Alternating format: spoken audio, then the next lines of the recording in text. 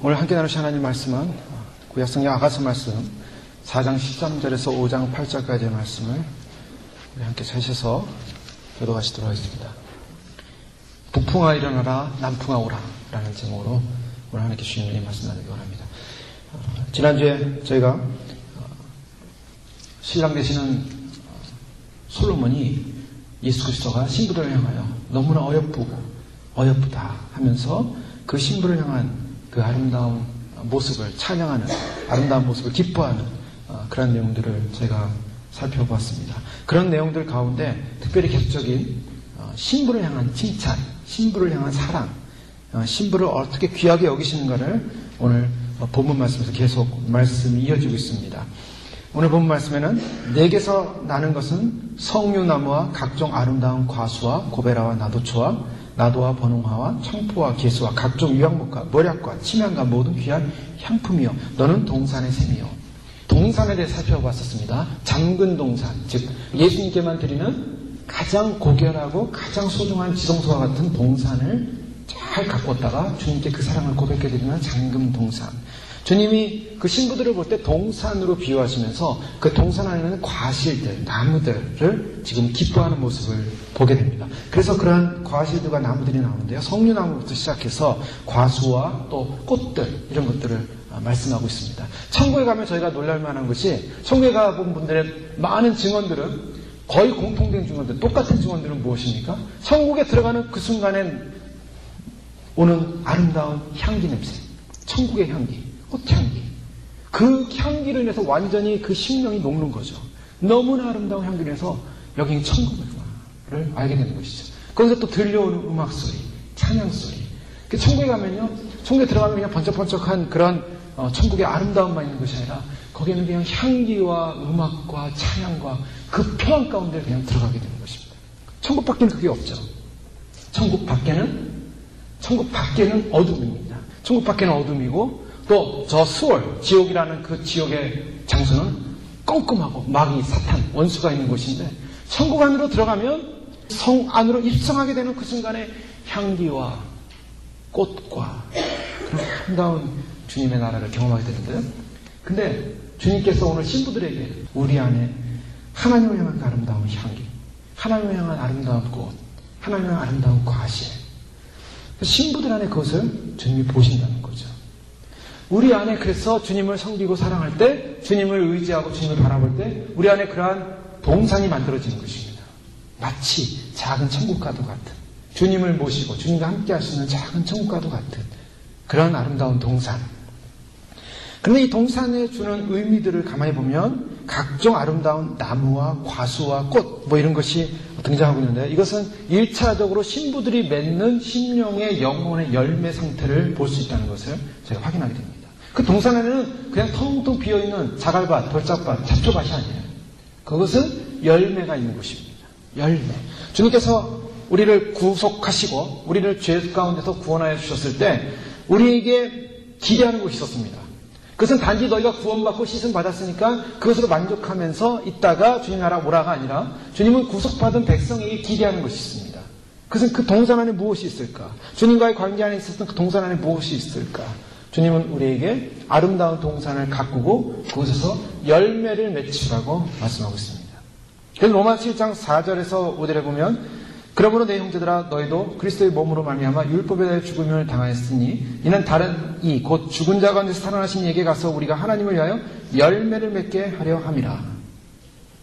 자, 죽은 자 가운데서 구원받은 백성이 해야 될 일 가운데 가장 중요한 일이 있다면 그것은 열매를 맺어야 된다라고 말씀하고 있습니다. 이 열매라고 하는 것은 죄의 정욕이 우리 지체 중에 역사하였는데 우리로 사망을 위하여 열매를 맺게 하였던 우리의 인생이 이제는 완전히 변화돼서 생명의 열매를 맺으라고 말씀하고 있습니다. 그 생명의 열매는 성경에 여러 가지 열매로 나오고 있습니다. 갈라디아서 5장 20절에 보면 오직 성령의 열매는 사랑과 희락과 화평과 오래 참음과 자비와 영성과 충성과 온유와 절제니 라고 말씀하고 있죠. 우리가 천국에 가서 우리가 어떠한 주님께 드려야 될 열매를 가지고 갈 것인가? 우리가 가져야 될 열매가 있다면 바로 이와 같은 성령의 열매라고 주님 말씀하고 있습니다. 그래서 저희가 천국에 가면 나무를 보는데 실과나무를 보는데 그 실과나무에 어떤 실과나무고 실과가 맺히고 있냐면 사랑 실과가 맺히고 있고 희락실과가 맺히고 있고 이 성령의 열매로 말미암아 나타났던 열매, 그 열매가 영계에서는 그대로 실제로 열매로 맺혀진다는 것이죠. 내가 얼마나 여기서 열매를 맺혔냐에 따라서 내가 간 곳에 얼마나 많은 열매들이 달려있는가를 확인하게 되는 것입니다. 주님은 우리에게 그와 같은 열매를 맺히라고 하고 있습니다. 저희가 저희의 삶이 육적인 삶을 살고 있지만 그러나 우리는 주님께서 우리를 부르실 때 영적인 존재로 부르셨고 그 영육이 이제는 온전히 그 열매를 맺히기 위해서 살아야 한다라는 것을 말씀하고 있습니다. 그래서 저희는 이 남은 때 신부로서 준비하면서 남은 때 주님 맞이하기 위해서 우리가 무슨 삶을 살아야 할 것인가? 그것은 열매 맺히는 삶을 위해서 우리가 최선의 노력을 해야 한다는 것을 말씀하고 있습니다. 또 에베소 5장 9절에 보면 우리가 맺혀야 될 열매 가운데 한 가지가 빛의 열매가 있습니다. 빛의 열매는 모든 착함과 의로움과 진실함에 있느니라 라고 말씀하고 있죠. 즉 착하고 의롭고 진실하다. 너희는 세상의 빛이라 라고 했을 때 그 빛을 어떻게 알 수 있습니까? 그 빛이라는 것은 착하다. 착하다. 세상에서 보면 착한 사람은 좀 바보 같은 사람입니다. 세상 사람들이 얼마나 영악합니까? 아이들도 보면 아주 영악하다 그러죠. 머리가 잘 돌아가고 그리고 아주 똑똑한 아이들 있어요. 그런 아이들 보면 부모님들이 야, 참 똑똑하다, 신동이다, 똑똑하다 그러는데 사실 그 똑똑한 게 좋은 게 아니에요. 똑똑한 거는 두 번째고 착해야 됩니다. 쟤는 착해. 쟤는 바보 같아. 쟤는 늘 당해. 그런데 그 착한 것이 바로 하나님 나라의 열매라는 거예요. 우리가 세상에 살면서 너무나 세상에서 치이고 살았습니다. 세상에서 찔리고 살았습니다. 세상에서 당하고 살았어요. 그 사람들이요, 점점 그 순수한 착함을 잃어버리고 살게 됩니다. 그래서 점점 강해지고, 점점 세지고, 그리고 세상을 정복하고, 내가 파워를 갖고 힘을 갖지 않으면 나는 안 된다라고 생각해요. 그 사람들이 열심히 돈 버는 이유가 거기 있습니다. 돈이 없으니까 억울한 일을 많이 당하더라 이거예요. 눈물을 많이 흘리더라 이거예요. 또 사람들이 파워, 권세를 가지려고 노력하는 이유가 뭡니까? 권세가 있어야 좀 뭔가 억울한 일을 덜 당하더라 이거예요. 그러니까 세상적으로 보니까 세상에서 착한 것 가지고는 안 되더라 이거예요. 그래서 착한 걸 포기하고 잠시 포기하고 내가 이 착한 것은 다음에도 하면 되겠지 하면서 세상과 타협하기 시작합니다. 그러면서 타락하는 거예요. 세상이 나를 바보라고 하고 사람들이 나를 바보라고 하고 세상에서 나는 치이고 살고 세상 사람들이 날 뭐라 해도 나는 주님에 대한 사랑과 마음으로 그냥 순수하게 착하게 살아가는 것, 착한 열매. 그게 파워입니다, 사실. 그 힘이에요. 착하고 의롭고 진실함. 더 나가서 히브리서 12장 11절에 보면 무릇 징계가 당시에는 즐거워 보이지 않고 슬퍼 보이나 후에 그로 말미암아 연단받은 자들은 의와 평강의 열매를 맺는다. 즉 평강의 열매, 의의 열매를 맺어야 된다는데 이 평강의 열매를 맺기 위해서는 무엇을 해야 됩니까? 연단이 필요하다는 것입니다. 그래서 주님께서 반드시 기독교인, 크리스찬들, 예수님의 신부를 부른 주의 백성들은 연단하십니다. 그 연단을 피하고서 나는 거룩한 존재가 됐고 나는 주님 앞에서 완전히 성숙한 존재가 됐다는 사람 아무도 없습니다. 우리가 예수님을 믿는 그 순간에 여러분 예수 믿는 구원받습니다. 예수 믿는 복받습니다. 예수 믿고 천국 가십시오라고 쉽게 얘기하지만 거기에 반드시 얘기해야 돼요. 예수 믿으면 여러분 고난이 옵니다. 예수 믿으면 고난이 와요. 고난을 받아야 돼요. 처음엔 좋습니다. 처음에는 예수 믿고 기쁨과 감격과 응답과 막 그냥 그 첫 기쁨의 감격 속에 살지만 그러나 조금 지나면 그 다음부터 뭐가 옵니까? 고난이 오요. 고난이 평생 오는 분이 있어요. 그럼 예수님 믿었는데 왜 나는 예수 믿는데 이렇게 고난 속에 사느냐? 그게 주님의 뜻이에요. 할렐루야. 여러분 그 믿으셔야 돼요. 왜요? 고난을 받아야 평강의 열매를 맺기 때문이에요. 고난 받지 않으면 그 열매가 안 맺혀져요. 그러니까 주님은 고난을 주시는 거예요. 고난 받을 때는 혼란스럽죠. 아, 왜 주님 믿으면 주님이 다 응답해 주시겠다고 사랑해 주님께서 도와주신다고 했고 사랑해 주신 다 인도해 주셨는데 왜 고난이 옵니까? 왜 고난이 옵니까? 사랑하기 때문에 고난 주셨어요. 사랑하기 때문에 만들으시는 거예요. 왜요? 이제 좀 나중에 살펴보겠지만 여기 오늘 그 신부가 아주 결정적인 기도를 합니다. 16절에 보면 북풍아 일어나라 남풍아 오라. 여기 아주 굉장히 선포하는 것 같죠. 북풍아 일어나라 남풍아 오라. 에스겔 골짜기에 마른 뼈들이 잔뜩 있는데 그 에스겔 선지자가 가서 그 마른 뼈를 보고 하나님의 영이요 성령이요 일어나서 이곳에 와서 이 사망당한 자들의 몸속에 들어가서 그들을 일으켜 세우십시오. 성령이 오십시오. 성령을 오라고 초청하는 것과 같이 마치 이 신부는요 북풍아 일어나라. 여기 북풍이 뭔지 아십니까? 부푼 고난을 말해요. 신부가 주님을 만나고 주님을 사랑하게 되고 주님과의 깊은 영적인 그 기쁨과 교제 가운데 있다가 결국 그 신부가 그 사랑의 힘을 얻고 외치는 선포는 뭐냐? 부풍아 일어나랍니다. 시험의 바람이에요. 고난의 바람입니다. 그래서 그 응답으로 5장 오늘 8절까지 보면은 시험을 당해요. 이 신부가. 고난을 당합니다. 고난을 통해서 성숙하는 거예요. 그럼 주님이 왜 고난을 허락하실까? 고난을 통한 깊은 의미가 있습니다. 고난을 통해서 인간의 실존, 현존을 보게 하는 거예요. 인간이 고난을 당하지 않으면요, 자기가 대단한 사람이라고 착각하고 삽니다. 나는, 어떤 사람은 왜 나는 건강하다는 사람이 좀 건강하다. 그런 사람 얘기 참 들으면 저분이 언제까지 저런 프라우드를 가질까. 그런 생각이에요. 좀 지나서 감기만 걸리고 칵 하면 몸이 약해져가지고요, 벌써 눈에 힘이 없어요.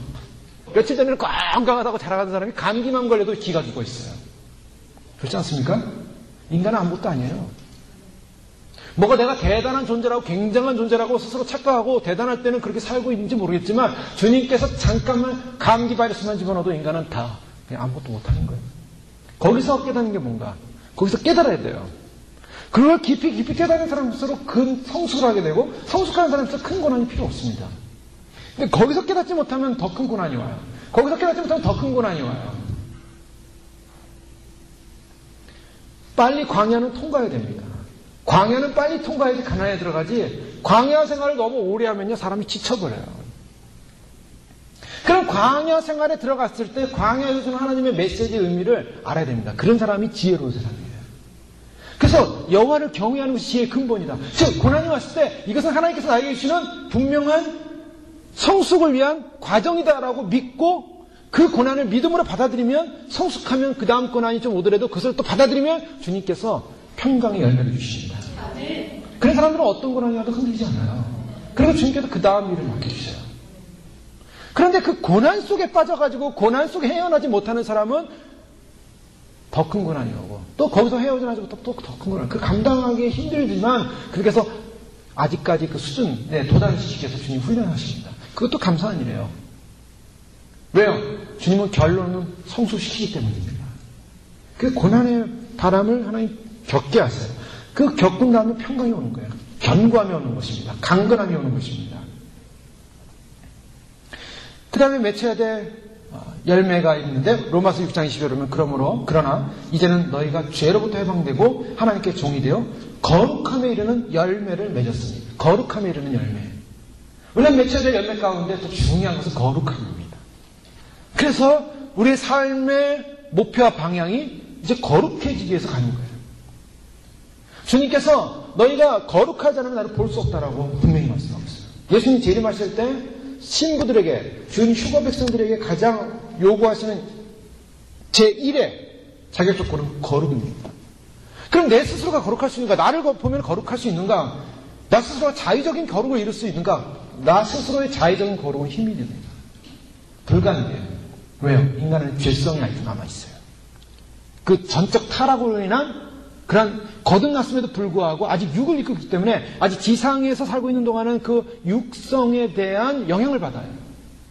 그래서 죄와 법이 사망의 법이 성령의 법과 내 안에서 투쟁을 합니다. 예전에는 성령의 법이 없었기 때문에 내가 마음대로 죄 짓고 살면서 투쟁하지 않았는데 양심만이 이제 찔렀어요. 양심만이. 그런데 예수님을 믿고 나고 거룩해지고 나면 이 거룩함을 유지하는 걸 방해하려는 요소가 계속 생기죠. 그 우리 안에 육의 요소입니다. 바울도 그 사이에서 싸웠어요. 계속. 그래서 나는 공부한 사람이다. 이 사망에서 몸에서 나를 누가 해방하랴. 그냥 성령의 법을 붙잡는 순간 성령의 법이 나의 사망의 법을 끊어버리고 나를 해방했다고 선포할 수 있어요. 그러면 나는 날마다 죽노라. 그 육의 정욕을 죽이기 위해서 육의 욕심을 죽이기 위해서 날마다 나는 죽노라고 날마다 십자가의 자기를 못 박는 일을 했어요. 평생 동안. 바울이 주 앞에 가는 날까지. 육을 입고 있는 동안까지. 그런데 그 육신을 죽일 수 있는 힘은 뭔가? 그것은 바로 성령님의 은혜요 능력이 아니고서는 우리는 거룩할 수 없습니다. 그래서 성령의 은혜를 구하는 것입니다. 그래서 성령님의 은총을 구하고 성령님이 내 안에 내주하시고 성령님께서 오시고 성령님께서 다스리고 통치하기를 구하는 거예요. 성령님이 내 안에 임재하시고 통치하실 때만이 내가 죄의 법을 이기고 사망의 법을 이기고 육신에 일어나는 제약적 요소들을 이기고 성령을 따라 살기 시작하는 것입니다. 성령을 결정하는 거예요. 네. 제가 언젠가 한번 비유를 들었었는데요. 인디안 어떤 할아버지가 어떤 손자에게 그걸 가르쳐줍니다. 인간 안에는 두 마리의 짐승이 살고 있다. 하나는 악한, 나쁜, 아주 싸나운 짐승이고 하나는 아주 순종하는, 강아지처럼 순종하는 그런 짐승입니다. 그런데 이 두 짐승을, 이 짐승이 막 싸우고 있는데 이 짐승으로 하여금 선한 짐승이 결국 이기고 악한 짐승을 이기게 하면 어떻게 해야 됩니까? 그 인디안 할아버지는 간단한 대답을 줬어요. 어떻게 하면 이 순한 짐승이 이기고 악한 짐승은 지켰습니까? 먹을 것을 순한 짐승에게 주는 거예요. 자, 이것은 굉장히 그 영적인 그 예화예요. 그래서 제가 그런 예화를 보면서, 야, 일반 사람들 속에서도 뭔가 영적인 그런 지혜가 있구나. 뭔가 우리 안에 성령의 은혜가 있고 죄의 요소가, 죄의 욕망이 있는데 이 두 요소들이 우리 안에 있을 때 누구를 우리에게 인정하느냐, 우리가 인정하느냐, 누구를 키우느냐, 누가 세지느냐는 내 마음의 자의적 의지가 누구를 선택하느냐에 달려 있습니다. 그래서 칼빈과 같은 신학자는 인간이 죄를 짓는 것은 그냥 내가 할 수 없이 죄를 짓는 게 아니라 그 사람의 의지가 그걸 선택했다라는 거예요. 어거스틴 같은 경우에는 그가 만이교에 빠져서 신비적인 그 만이교에 빠져서 굉장히 타락한 생활을 했습니다. 그래서 10대 벌써 이제 아이를 가지게 되고 10대가 방황하는 삶을 살았어요. 근데 왜 그랬는가? 만이교에서는 그 죄를 짓게 하는 죄의 요소가 사탄이기 때문에, 마귀이기 때문에 인간들이 죄를 짓는 그것은 할 수 없는 것이다. 그래서 죄를 허용을 했어요. 그러니까 인간이 자기의 욕심에 의해서 죄를 짓게 되니까 그 욕심에 의해서 죄를 짓는 것 때문에 결국에는 사탄이 그것을 허용한 것이다라고 함부로 말하면 죄를 그냥 방임을 했다는 거예요. 그런데 칼빈은 그렇게 말하고 있잖아요. 인간이 죄를 짓는 것은 사단에 의해서 죄를 짓는 것이 아니라 그 안에서 내가 의지적으로 누구를 선택하느냐, 내가 누구를 의지적으로 선택하느냐를 결정한 것에 대해서 죄를 짓느냐 아니면 죄를 짓지 않느냐, 유혹을 이기느냐 아니면 욕 속에 빠지느냐로 이렇게 보았던 것이죠. 자, 주님께서 우리에게 요구하시는 것이라면 거룩함에 이르는 열매를 맺는 것이다. 즉, 우리 안에 성령님이 내주하시고 성령님이 오시기 때문에 내가 성령님을 의존하고 성령님을 바라보면서 믿음으로 결정하고 나가기 시작할 때, 그런 삶을 살기로 결정하는 순간, 그런 삶을 살기로 계속적으로 결정하며 믿음으로 성령을 의지하고 나갈 때 성령의 거룩의 열매가 맺히는 줄 믿습니다. 성령의 열매를 맺혀요. 더 나아가서 히브리서 13장 15절에 보면, 그러므로 우리는 예수로 말미암아 항상 찬송의 제사를 하나님께 드리자. 이는 그 이름을 증언하는 입술의 열매입니다. 또 우리가 맺혀야 될 것이 있습니다. 열매 가운데 그것은 입술 열매, 즉 찬양이에요. 그래서 주님 오실 때 우리가 찬양을 많이 해야 되는 것입니다. 오늘날은 하나님께서 찬양의 기름을 부어주고 계세요. 전 세계예요. 전 세계예요. 저희가 그동안 예전에는 저희가 주로 붙잡고 불렀던 찬양이 주로 찬송가가 많았죠. 근데 요즘은 이제 찬송가 외에도 하나님께서 전 세계의 사람들에게, 믿는 성도들에게, 젊은이들에게 찬양을 부으셔가지고요, 찬양의 기름 부으심 역사가 있어요. 근데 이게 지금 세계화가 돼가지고 미국에서 찬양의 기름 부으심이 넘쳐나면 그것이 그냥 한국으로 또 다른 나라로 그냥 쫙 퍼져버립니다. 뭐 인터넷이 발달되어 있으니까. 근데 여기서 찬양이 나오면 바로 번역이 돼서 그냥 협의를 해가지고 거기서 다른 나라에서 찬양을 한다. 입술 열매. 그 찬양이 예전에는 내 신세 타령하면서 내가 주님 만나게 됐습니다, 뭐 이런 찬양들이 많았는데요. 이제는 그런 찬양들이 아니라 하나님의 거룩하심, 하나님의 성품, 예수 그리스도의 성품, 하나님의 나라, 하나님의 영광, 하나님의 뜻, 하나님의 통치, 하나님의 세계, 하나님 그분을 찬양하기 시작하는 거예요. 그게 경배입니다. 나의 신세 탄탄을 하면서 주님 나는 불쌍한 존재입니다, 저를 살려주십시오가 아니라 하나님 그분을 찬양하는 거예요. 하나님 그분을 높여요. 왜냐? 하나님 그분 자체로 높임을 받으셔야 될 분이기 때문에. 하나님은 홀로 자존하시며 홀로 영광 가운데 계시기 때문에 온 세계 만물 피조세계들이 하나님 그분만을 찬양하게 되어 있는 것입니다. 우리 또한 마찬가지예요. 우리는 하나님을 찬양하는데 우리의 정체감이 있어요. 내가 내 백성을 나를 찬송하기 위해 지었다고 말씀하고 있어요. 이사야 43장 말씀에. 우리가 주님으로부터 새로운 피조물이 되고 새로운 사람이 됐을 때 어떤 존재로 살아야 되냐? 찬양하는 존재입니다. 찬양할 때 찬양의 권세 가운데 사단이 떠나가는 거예요. 찬양의 권세 가운데, 찬양 가운데 하나님의 빛이 임하는 것입니다. 하늘이 열리게 되는 거예요. 하늘의 영광이 임하게 되는 것입니다. 성령님이 임하고 하나님의 은혜가 임하게 되는 거예요. 찬양할 때 거룩한 영이 우리 가운데 역사하기 시작합니다.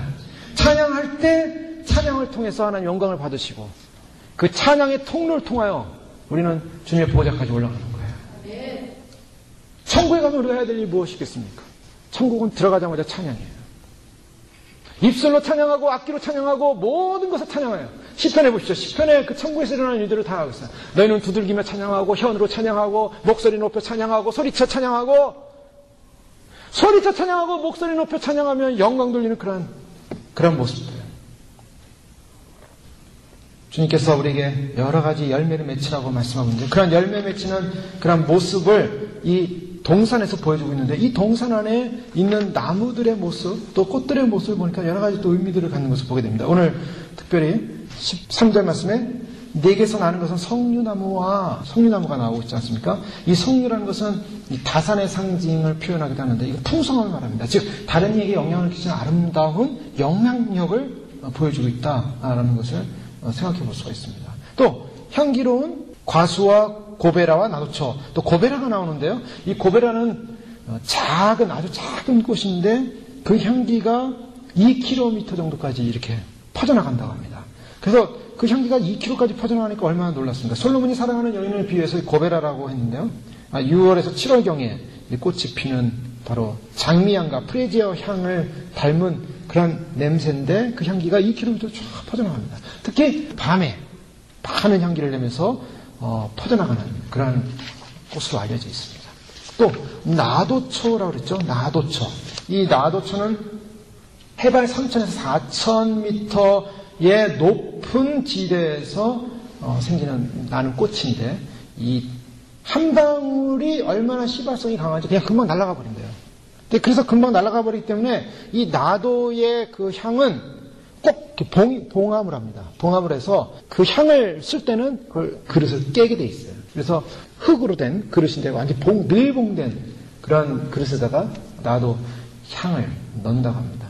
예수님 앞에 옥합을 깬 여인이 와서 옥합을 깨지 않습니까? 그게 나도 향으로 알려져 있죠. 굉장히 비싼 향으로 알려져 있는데 그래서 그것을 깨고서 예수님께 뿌리니까 그냥 금방 휘발성이 있어가지고 확 퍼져버린 거예요.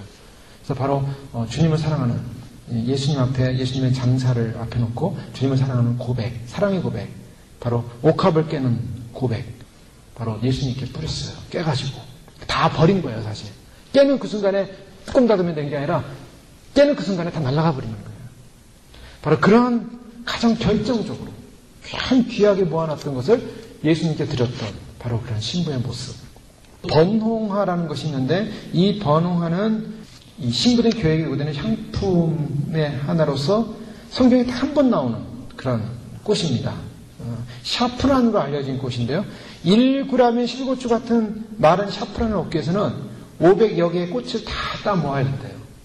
그래서 1g의 그런 향수를 얻기 위해서 500개의 꽃을 따서 모아야지 만들어지는 그러한 향. 또 창포는 꽃은 없지만 향만 나는 것. 꽃이 없는데 향이 나요. 그래서 제사장이 성막에서 거룩한 관유의 재료로 사용했던 것인데 꽃이 없는 것입니다.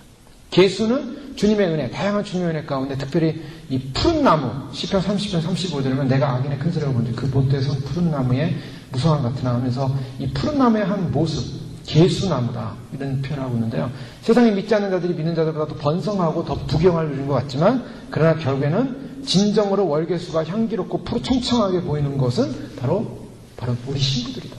세상 사람들이 아니라 바로 믿는 성도다 라는 것을 보여주기 위해서 진정한 푸른 나무가 누군가, 진정한 흔들림이 없는 그런 나무가 누군가를 보여주고 있어요. 또 유향목은 기도 사역을 말하죠.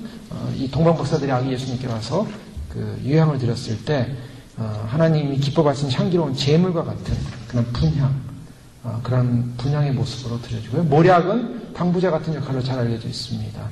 그래서 에스더가 아하수의 왕을 나가기 전에 6달 동안 모략의 화장품을 사용했는데 이 왕을 만나기 위한 신부의 화장품 가운데 가장 중요한 게 모략. 이것은 예수 그리스도의 십자가를 상징하게 되고 고난을 상징하게 된다. 그래서 예수님께서 그 신부를 만나러 올 때 문틈에다 손을 였는데 거기 모략의 집이 툭툭 떨어진다 그랬죠. 즉 고난을 상징하고 십자가를 상징합니다. 즉 신부들은 그냥 나만 좋은 평안만을 말하는 것이 아니라 십자가와 고난을 지고 가는 삶의 모습을 또한 보여주고 있는 것을 보게 됩니다. 또한 침향인데요. 이 침향은 십자가와 자기 자신을 부인하는 삶. 그래서 이것도 또한 방부의 역할을 하는 모습인데요. 여러 이런 고베라, 나도, 또 성류, 번홍아, 창포, 개수, 유향목, 모략, 침향과 모든 귀한 향품이요 라고 했을 때 이게 그 신부가 갖고 있는 그 동산 안에 있었던 바로 우리 안에 있는 여러 가지 공동체 안에 있는 신부들의 다양성을 볼 수도 있겠고요. 또 우리 안에 있는 여러 가지 성품을 볼 수도 있을 것 같습니다. 어떤 사람은 꽃이 아니지만 향기만 내는 분이 있고요. 어떤 사람은 낮이 아니라 밤에만 그것도 멀리까지 향기를 내뿜는 사람. 어떤 사람은 어떤 모습, 이런 모습, 저런 모습.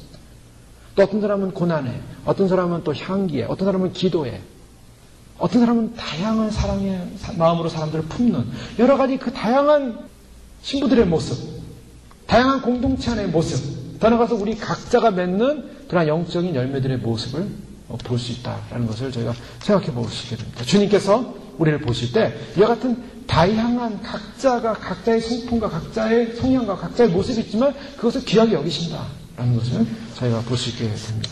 또 너는 동산의 샘이요 생수의 우물이요 레반에서부터 흐르는 시내로구나.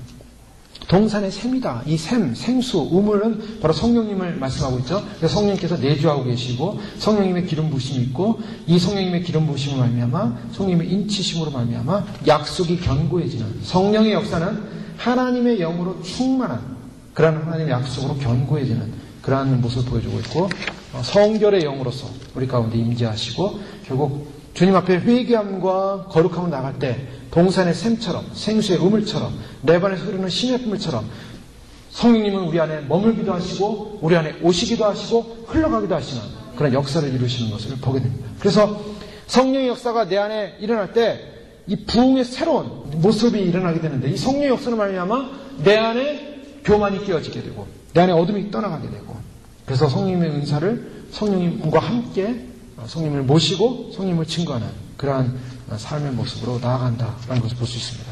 또한 더 나아가서 북풍아 일어나라. 이제 이 신부는 하나님의 선하심을 경험하고 나서 이제 선포하기를 역경의 바람, 고난의 바람을 허용하겠다라고 하고 있습니다. 겨울바람, 찬바람을 말하고 있습니다. 존 오웬이라는 청교도 신학자는 시험이란 하나님께 온전히 순종하기에 적합하지 않거나 모자라는 상태다라고 말하고 있습니다. 고난이 올 때요. 고난이 올 때 우리 사람은 시험받는다고 얘기하죠. 많은 분들이. 근데 그 시험이라고 할 때는 왜 그것이 시험이 되는가? 하나님께 온전히 순종하기에 적합하지 않고 뭔가 모자랄 때 시험이 온다는 거예요. 성도는 하나님의 뜻을 발견했을 때 그 하나님 뜻 안에서 순종하기 시작하고 순종할 준비가 되었을 때 그 시험을 극복할 수 있고 그것을 시험이라고 하지 않습니다. 마치 곡식을 부대에다 가득 채워놓으면 사람들이 곡식을 검사하려고 뭘 쿡 찌르려면 곡식이 나와서 그 샘플을 보는데요. 마치 그런 것처럼 찌르기만 하면 그냥 곡식이 열매가 쫙 나오는 것처럼 그리스도에 대한 사랑으로 충만하고 충일해져 있을 때 그 그리스도의 사랑으로 충만했을 때 그 사랑이 내 안에 있게 되면 어떠한 시련의 바람이 쿡 우리를 찔러도 우리는 그리스도의 사랑으로 흘러나가게 되는 거죠. 그런데 그것이 모자랄 때는 우리를 시험의 상태라고 봅니다. 이 시험이나 고난, 또 시험이라는 부분으로 우리가 해석을 해보면요. 이 시험이라는 것이 일반적인 기독 성도들이 당하는 시험들은 그게 대수롭지 않은 데서 오는 것을 발견하게 됩니다. 자, 시험이냐 아니냐를 볼 때, 이것이 시험이냐 아니냐를 볼 때, 그 시험이냐의 기준은 내적인 상태입니다.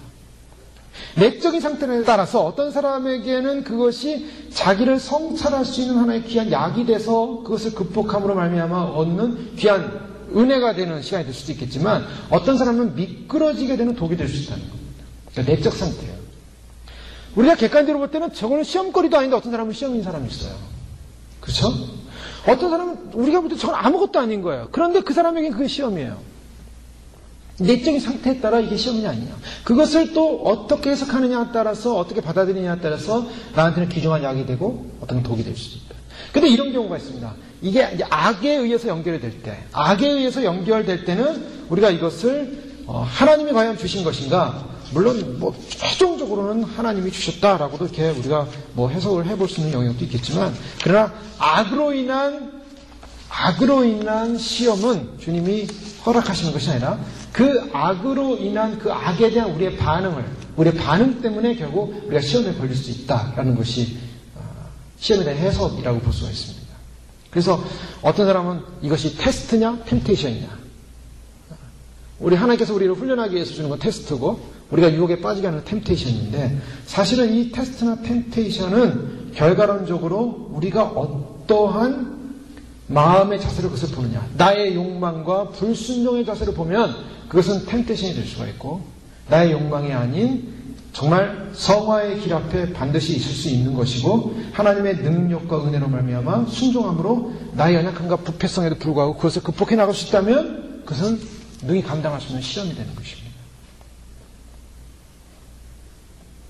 이 시험이 주는 유익이 뭘까? 북풍아 몰려와라. 시험으로 주는 유익이 뭘까? 그것은 하나님께 어린아이 같은 마음으로 매달릴 수 있는 내면의 상태로 인도할 수 있다는 것입니다. 이것이 유익입니다. 시험이 올 때는 우리가 그 시험을 가지고 하나님께로 달려나가는 내면, 어린아이 같은 순수한 내면의 상태. 그래서 하나님을 지속적으로 의존하게 되고, 그리고 주님만을 갈망하게 되는 그러한 상태로 가는 것은 시험에 굉장히 유익이 됩니다. 그러나 그것에 대응해서 하나님을 의존하지 못하게 된다면 그야말로 시험에 들게 되겠죠. 시험에 들게 되는데, 그것은 하나님을 의존하지 않고 뭘 의존합니까? 나의 인간의 의지, 나의 욕심, 나의 계산, 나의 생각, 나의 의를 의존하고 가다가는 넘어집니다. 그러니까 어떤 어려움 속에 왔을 때 하나님에 대한 충만한 충실함으로 주님을 의지하고 주님을 바라보고 주님만을 의존하게 될 때, 시험과 유혹에 대응해서 그 다음에 나타나는 반대적 의미는 하나님의 지혜가 드러난다는 것입니다. 하나님이 커다란 지혜 안에서 그 은혜의 부유함을 가지고 거룩한 하나님의 성품을 더 많이 알게 하기 위해서 그러한 시련의 과정을 통해서 하나님을 묵상하게 되고 하나님을 바라보게 되고 하나님을 알게 되는 것. 이것이 오히려 시험의 반대면에서 나타나는 하나님을 만나는 것이고, 한편으로는 인간 안에 있는 부패성을 또한 볼 수 있다는 것이죠. 인간 안에, 내 안에 얼마나 하나님의 은혜와 상관없는 부패된 상황이 있는가. 그래서 그 부패된 상황 속에서 하나님만을 결정적으로 의지하고 바라볼 수 있는 그러한 믿음으로 승화된다면 이 시험은 굉장히 귀한 것입니다. 그래서 주님께서 우리에게 요청하시는 것이 있다면 그러한 시험들을 극복하기 위해서 어떻게 되는가?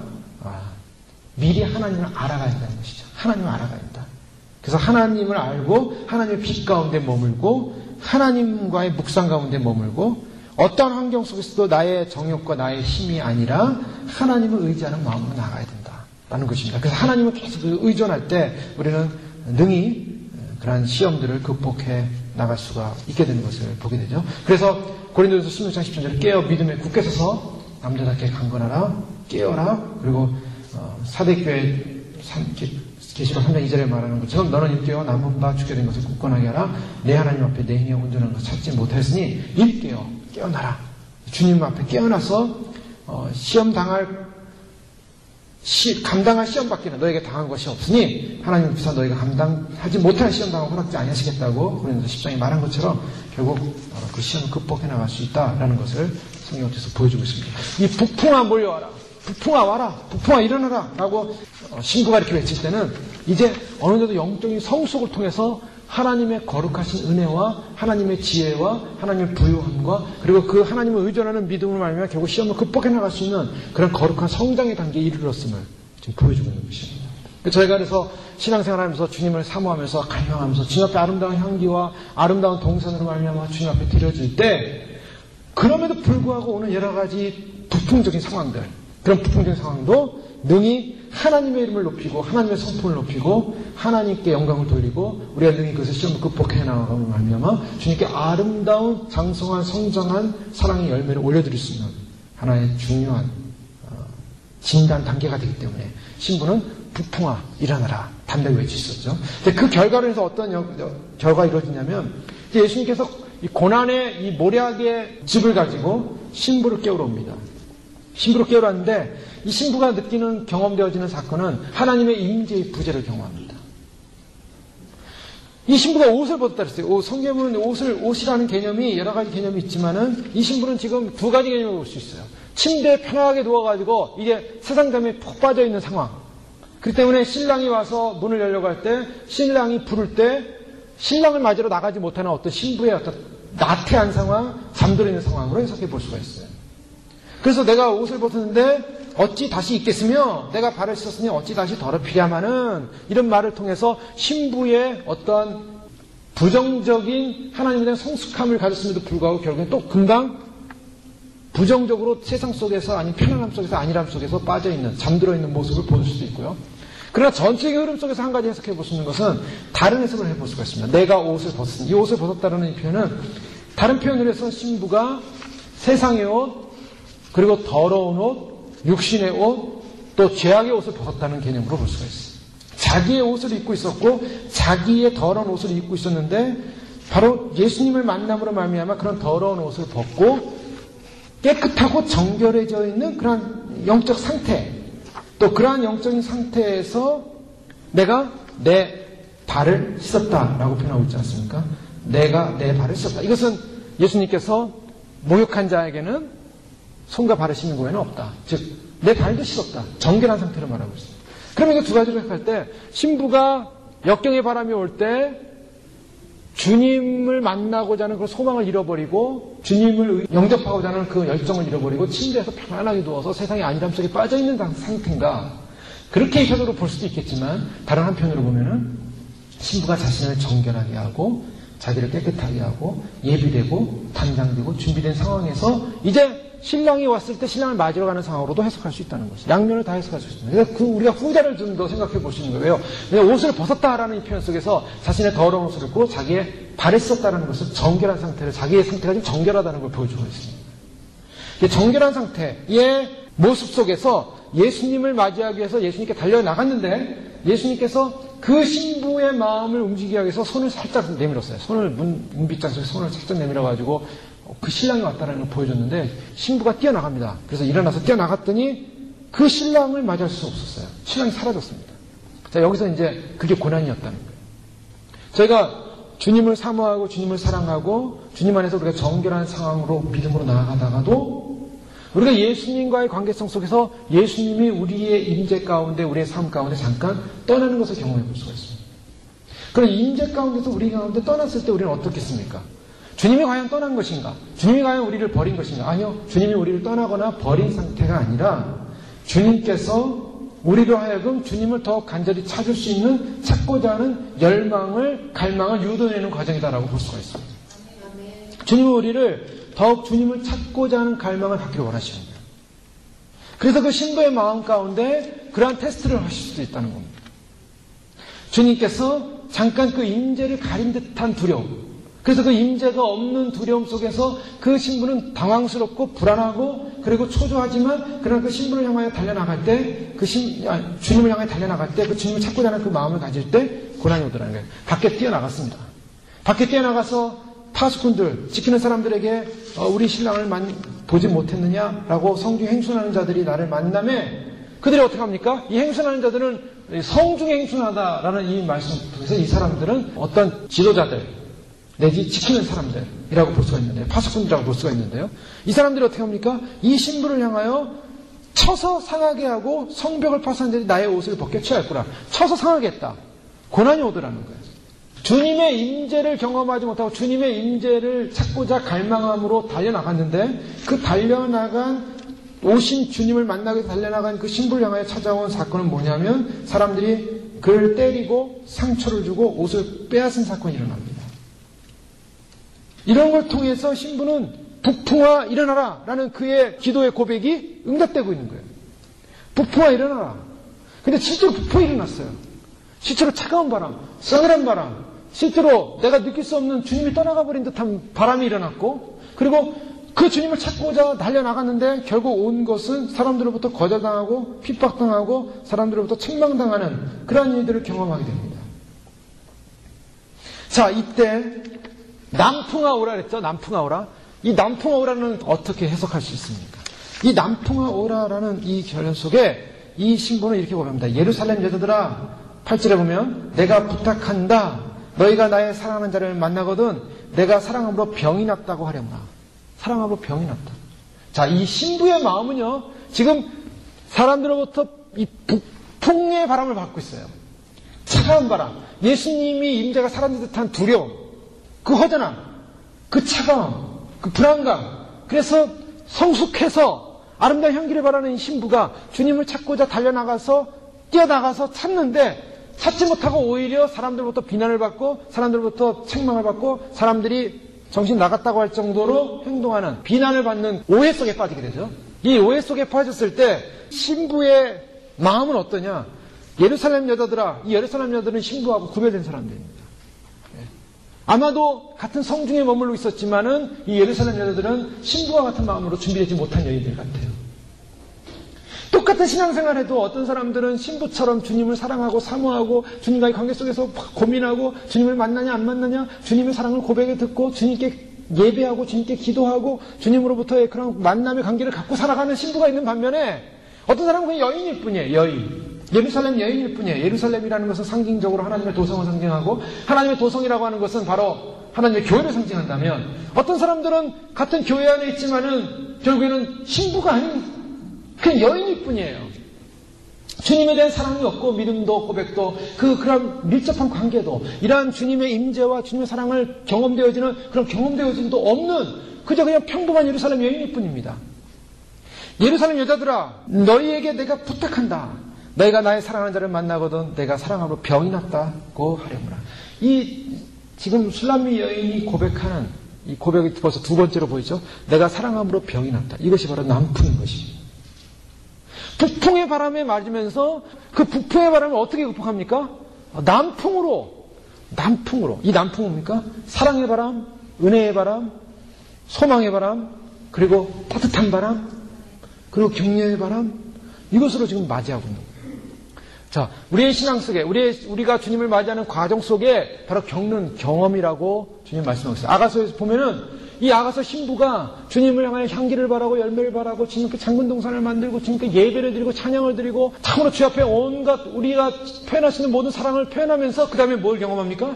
주님의 임재가 떠나는 듯한 두려움을 경험하는 거예요. 북풍을 경험하는 겁니다. 서늘해졌어요. 추워졌어요. 놀랬어요. 그리고 밖으로 달려나갔습니다. 그래서 사람들의 반응은 차갑고 사람들의 반응은 냉청하고 사람들의 반응은 우리를 핍박하고 오히려 신부들을 핍박하고 신부들 향하여 공격하고 그런데 그 신부는 그 북풍의 바람을 맞이하면서 남풍아 불어라. 내가 사랑으로 병이 났다. 라고 전해다. 사랑의 마음을 전해줍니다. 이 신부의 삶에 비전이 있다면 신부는 그 사랑함으로 병이 났다는 그 말 속에 뭐가 있습니까? 주님의 임재를 갈망하는 마음이 있어요. 갈망하는 마음. 주님 임재를 경험하고 갈망하고자 하는 마음. 그리고 또 한 가지는 그 신부가 주님과 함께 하기를 원하는 마음. 주님을 맞이하고자 하는 마음. 주님의 뜻과 함께 순종함으로 살고자 하는 마음. 자, 여기서 주님은 보고 계시는 거죠. 북풍의 바람 속에 하나님의 주님의 임재를 느끼지 못하는 듯한 그러한 두려움과 차가움의 바람 속에 서서 주님을 향한 사랑의 마음을 표현할 수 있느냐. 이제 그런 단계를 주님은 체크업하신다는 거예요.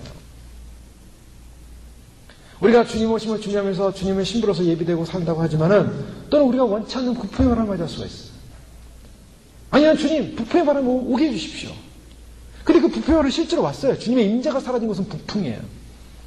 추운 곳이에요. 주님의 임재가 사라졌을 때 주님으로부터 충만했어요. 우리가 충만하지만 뭔가 임재가 느끼지 않았을 때는 그 막막함과 두려움과 그 공허함을 느끼지 않겠습니까? 자, 바로 그럴 때 어떤 모습이겠습니까? 그럴 때 주님을 향한 나의 남풍으로 받아치는 것. 남풍하오라. 즉 나의 사랑을 주 앞에 드리면서 내가 사랑으로 병이 났습니다. 그러니 북풍의 바람, 남풍의 바람 올 때 나의 동산에 불어서 향기를 날리라. 11절에 나의 사랑하는 자가 그 동산에 들어가서 그 아름다운 살과 실과 먹기를 원하노라. 북풍의 바람이 불어와도 주님의 임재가 사라진 듯한 그러한 차가운 바람이 와도 또 그것에서 주님을 찾고자 하는 그 열망과 소망을 가지고 달려나가는 그 여인의 모습, 그리고 찾고자 하는 모습, 사람들로부터 받는 오해와 핍박과 사람들로부터 받는 그러한 여러 가지 부정적인 요소에도 불구하고 주님께 사랑하느라고 병이 났다라고. 우리가 보면 제정신 같지 않죠. 그런데 그런 신부의 모습을 주님이 보시면서 주님께서 사랑하는 자가 그 동산에 들어가서 그 아름다운 실감 얻기를 원하노라. 주님께서 5장 1절에 보면 나의 누이 나의 신부야 내가 내 동산에 들어가서 나의 모략과 향재료를 거두고 나의 꿀송이야 꿀을 먹고 내 포도주와 내 젖을 마셨으니 나의 친구들아 먹으라 나의 사랑하는 사람들아 마시고 많이 마시라. 여기서 이 장면이 그 솔로몬이 술람 여인의 동산에 들어가서 뭐라고 하냐면 나의 모략 내 동산 나의 신부야 나의 모략 내 동산 또 나의 꿀송이 내 포도주 내 젖 그 주어가 누구로 바뀌냐면 그 동산의 주인이 바로 예수 그리스도로 바뀌었다는 것을 보여주고 있어요. 주님을 갈망하고 주님을 사랑하고 주님을 향하여 그런 모든 전존재적인 주님 앞에 사랑의 고백을 드리는 그 여인의 동산은 나중에 누구의 동산이 되냐면 예수 그리스도의 동산이 되었습니다. 자, 우리들의 신앙의 가장 중요한 핵심은 뭐냐면 이제는 나의 모든 삶의 주권이 누구냐는 거죠. 나의 모든 삶의 주권은 바로 예수 그리스도가 될 때 그분이 나의 삶의 모든 영역 속에서 이제 주인이 되시는 것입니다. 그래서 그분이 다스리는 통치하는 그분의 동산인 거예요. 그래서 다 그분 거예요. 그래서 5장부터는 예전에는 모든 것이 다 신부의 동산이었고 신부가 예배했고 신부가 무엇을 했지만은 그러나 5장부터는 그 안에 예수 그리스도가 들어감으로 말미암아 그 안에 예수님의 임재함으로 말미암아 예수님의 동산이 되어버렸어요. 예수님의 것. 자, 이것이 신부의 목표입니다. 자, 우리가 일단 이제 신앙생활 하면서 마지막 주님 앞에 갈 때 주님 앞에 우리가 드려야 될 것이 있다면 제 것은 다 주님 것, 저의 영혼도 주님 것, 저의 모든 열매도 주님 것, 저의 모든 향기도 주님 것, 모든 것이 다 주님 것입니다. 내 입술의 열매, 또 마음의 열매, 모든 성령의 열매, 모든 우리가 맺히고자 하는 빛의 열매, 거룩의 열매, 이 모든 것을 주관하시는 분은 바로 주님이십니다. 주님 것입니다. 주님 것으로 통치되어지는 것. 북풍과 남풍의 바람이 불고 있지만 이 북풍과 남풍의 바람의 그 동산 안에는 바로 주님이 주인이 되셔서 바로 주님이 주인이 됐다는 그 주권을 인정하는 바로 그 신부의 아름다운 향기가 삶 속에서 퍼져나가게 되는 것이죠. 주님은 바로 그런 단계로 그런 사랑의 고백을 받기를 원하시고 그런 북풍의 임재의 거둠 속에서도 잠시의 거둠이죠. 주님이 잠깐 피하시는 겁니다. 피하셨음에 불구하고 그것을 보고 있는 거예요. 지금 어떤 마음을 하고 있는 바로 이것이 성숙한 바로 신부의 모습, 주님을 위해서 순종하고 어떠한 삶의 고난이 와도 그 예수님께서 잠깐 손을 내밀었을 때 무슨 즙이 떨어졌습니까? 모략의 즙이 툭툭 떨어졌어요. 그 고난의 즙. 고난의 그 예수님의 손을 보면서도 그 예수님을 찾고자 달려나가는 신부의 모습. 어떤 의미에서는요, 주님께서 오실 때 우리들에게 편안하게 신앙생활 편안하게 하다가 주님 맞으러 확 올라가고 그런 단계가 아닐지도 몰라요. 때로는 우리가 신앙생활 하다 보면 주님의 임재가 느껴지지 못할 정도로 고난의 시간들이 우리 앞에 이렇게 우리의 바람을 갖다 정신없게 만들 수 있는 그런 상황이 올 수도 있다는 거예요. 그런 상황을 겪을 수도 있고요. 그런 상황을 겪어올 수도 모르겠습니다. 주님이 정말 나와 함께하고 있을까? 주님이 정말 임재하고 있는 것인가? 근데 분명히 봤어요. 이것은 바로 주님께서 손을 살짝 내미셔서 분명히 나다. 내가 왔다. 고난에 십자가를 진 내가 이 길을 함께하고 있다. 너도 따라올 수 있겠느냐? 그때 정결한 몸을 입고 정결한 거룩하게 된 그 몸을 가지고 주님을 맞이하게 달려나가는 신부의 모습. 달려나갔는데 주님이 환영해 주는 것이 아니라 오히려 사람들이 때리고 핍박하고 찌르고 옷을 빼앗고 취하고 갈치당하는 일이 벌어지는 거예요. 그때 알려다오. 제발 알려다오. 예루살렘 여인들이여 나의 님을 만나거든 너희에게 내가 부탁한다. 너희가 나의 사랑하는 자를 만나거든 내가 사랑함으로 병이 났다고 하려면 어떠한 고난의 상황도 어떠한 임재의 거둬짐의 상황도 어떠한 역경의 상황도 그 사랑하는 마음을 빼앗을 수 없는 신부의 그 심장을 보게 됩니다. 바로 이것이 신부입니다. 주님 오실 때 우리가 어떤 모습 달려가겠습니까? 물론 이제 그 주님이 나중에 나타나시죠. 나타나셔서 그 신부와 또 교제를 하게 되지만 정말 주님이 원하시는 것은 우리가 그 아름다운 동산, 아름다운 향기, 아름다운 열매를 맺혀가는 과정 속에 주님에 대한 그 거룩한 사랑의 중심을 놓치지 않고 주님을 향해 달려나갈 뿐만 아니라 더 나아가서 주님 내 안에 있는 모든 것이 주님의 주권하에서 주님이 주인이시고 주님이 모든 것, 주님 것임을 고백하며 나아갈 때 주님이 그 자리에 임재하시고 또 주님이 우리의 사랑을 받으시고 어떠한 북풍의 바람도 어떠한 남풍의 바람으로도 이겨나가며 성령의 은혜 가운데 우리의 사랑을 고백하는 그런 사랑의 고백자로서 드려지는 신부, 주님이 바로 그런 신부를 보시고 그런 북풍의 상에서 무엇을 선택하는가, 어떤 길을 선택하는가, 어떤 마음으로 주님 앞에 드리는가, 주께서 그 드리는 우리의 사랑의 고백을 받으셔서 신부로서 저희를 그 주님의 풍성한 사랑으로 다시 한번 안아주시고 주님의 영광 가운데 영광의 주님의 축제의 잔치의 동산으로 사람들, 친구들을 초대하고 기쁨을 누리시고 만끽하시고 혼인잔치 그 영광 가운데 우리를 세우게 되실 줄 믿습니다. 그러한 신부로서 주의 사랑을 드리는 저희 여러분 되시길 주의 이름으로 축원합니다.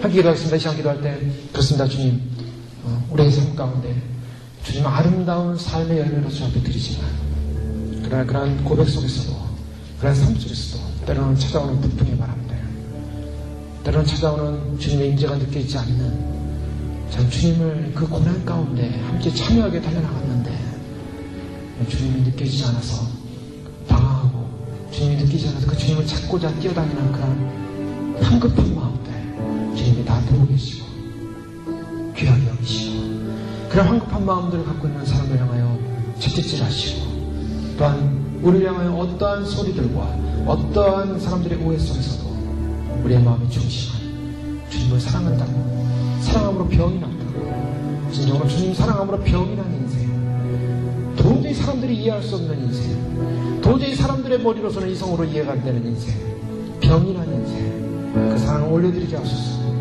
그 사랑을 주님 앞에 드리게 하소서 그 사랑 안에 머물 때 주님께서 통치하시고 주님께서 주권자로서 우리를 만드시고 우리에게 만져주시고 함께 하시는 그 놀라운 영광을 누리게 하소서 주님 오신 날 그 잔치의 자리에 우리가 함께 동행함으로 그 기쁨의 자리에 동행함으로 우리의 사랑이 그 사랑의 고백이 주님 한 분만으로 고백되어지는 그 사랑의 고백이 천국의 아름다운 향기가 되어 퍼지게 하시고 모든 피조세계에 퍼지게 하시고 그 사랑을 받아주시옵소서. 함께 기도하시겠습니다. 할렐루야. 아버지 하나님 감사합니다. 주님 참으로 주님께서 우리에게 요구하시는 것이 있다면 아버지 하나님 진정한 주님에 대한 사랑의 고백이요 아버지 하나님 진정한 주님을 향한 그 믿음의 고백을 믿습니다.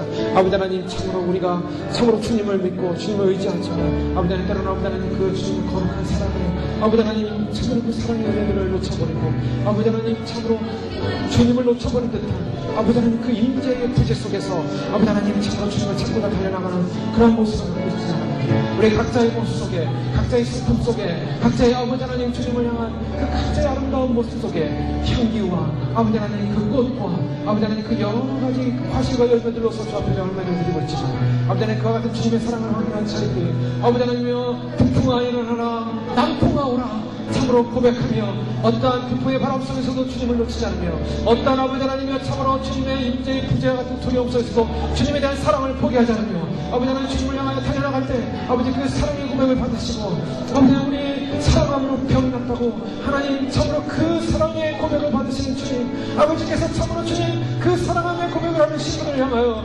주님께서 찾아오셔서 아버지 하나님 참으로 온 전정자를 주님께서 통치하시고 온 전정자를 주님께서 만드시고 온 전정자를 주님께서 다스리는 놀라운 사랑의 가운데 머물 수 있도록 하나님 축복하여 주시옵소서. 오늘도 하나님의 성령의 은혜가 이 자리에 함께 하시고 하나님의 진리의 은혜가 함께 하시고 하나님의 은혜로 아버지 하나님 능력적인 귀한 믿음의 자리에 설 수 있도록 하나님 축복하여 주시옵소서. 하나님의 영으로 임재하여 주시옵소서. 하나님의 성령으로 역사하여 주시옵소서. 하나님의 말씀의 진리로 임하여 주시옵소서. 오 주님 감사합니다. 아버지 하나님 참으로 주님이 참으로 주님 앞에서 우리의 참으로 마음을 드리고 우리의 삶을 드리고 우리 인생을 드리며 주님 사랑함으로 고백하는 그 고백에 그 고백을 받아주시옵소서. 할렐루야. 주님을 향하여 귀한 믿음의 삶을 살면서 아름다운 주님께서 원하시는 열매로서 향기로서 주 앞에 영광을 올려드리며 우리의 삶 전체를 우리의 그 귀한 믿음의 동산을 주님께 올려드릴 때 주님께서 그 자리에 오셔서 주님의 주권자로서, 주님의 주인으로서 이제는 내가 아니고 주님이 주인이라고 주님이 선포하시고 그 신부를 받으시는 그 사랑처럼 하나님 우리를 받아주시옵소서. 영원한 주님의 사랑으로 받아주시옵소서. 주님이 우리의 주님이심을 고백합니다. 주님이 우리의 모든 것을 주님이심을 고백합니다. 그 사랑을 받은 우리가 폭풍이 불어오는 순간, 주님의 임재가 걷어가지는 듯한 느낌의 두려움의 순간, 차가움의 순간, 고난의 순간, 때로는 시험이라고 여겨지는 그런 순간들, 그 속에서도 주님을 향한 우리의 마음을 포기하지 않고 주님을 향하여 주님을 찾고자 그 고난받으신 주님의 사랑 안으로 들어가서 주님을 만나고자 아버지 달려나가서 아버지 거리를 헤매면서 달려나가서 주님을 찾고자 하는 그 마음의 갈망, 그 사랑 주님이 받으시는 줄 믿습니다. 사랑함으로 병이 난 우리의 모습이 되어지게 하시고 주님을 사랑함으로 말미암아 우리의 심령이 달려가게 하여 주시고 주님을 사랑함으로 주님을 뵙고자 주님을 만나고자 하나님 주님을 달려나가는 저희들의 심령이 될 수 있도록 하나님 저희들의 마음을 다스려 주시옵소서. 저희의 마음을 채워 주시옵소서. 주의 남통의 바람으로 주님께서 풀어 주시옵소서. 하나님의 성령의 바람이 우리 가운데로 충만하여서 주님을 사랑하는 그 사랑의 고백으로 주님을 만나는 그 시간까지 달려나갈 수 있도록 축복하여 주시옵소서. 예수님의 이름으로 감사하며 기도 올려옵나이다. 아멘.